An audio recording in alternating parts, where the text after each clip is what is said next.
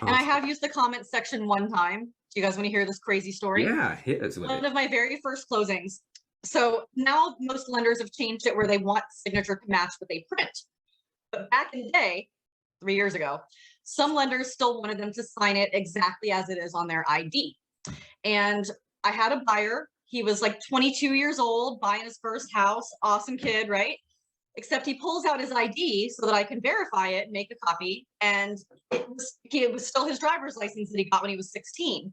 And because he was a 16-year-old punk, his signature, he drew a cat face, like a little ears, whiskers, just a cat face.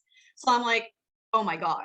So I immediately call the lender and I'm like, this is his signature. What do you do? And they're like, well, he's got to draw the cat face.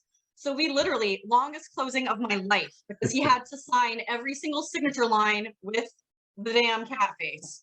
And he was like, I am such an idiot. I never foresaw having to do this. I'm going directly to the DMV after this. But so when I did the Patriot Act form in the comments, I made sure to clarify the signature per his driver's license was a cat face. That's why this is his signature. And I actually included a copy of the driver's license to the lender so they knew I wasn't full of it. But he was mortified. I thought it was hilarious, but it took forever. And by the end, he was like rubbing his hands, hand cramps from drawing this cat face 100 times. He was mortified, but it was really entertaining for me. But that's the only time I've used the comment section was like, where else do I explain this? you know? That is so awesome. Yeah. Like, can you imagine being the lender that got that and was like, wait a second, what?